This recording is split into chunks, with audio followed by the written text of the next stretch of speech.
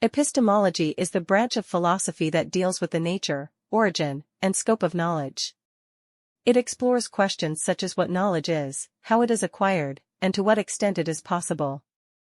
Epistemologists examine the nature of truth, belief, justification, and rationality, seeking to understand the processes by which we come to know things about the world.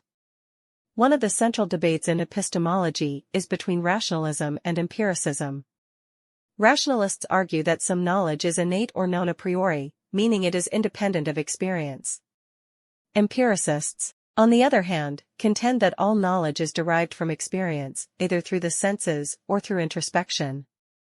Another key concept in epistemology is skepticism, which questions the possibility of knowledge altogether. Skeptics argue that we cannot know anything with certainty, as our senses can be deceived and our reasoning flawed. Overall, epistemology seeks to understand the nature of knowledge and how we can be justified in believing what we do.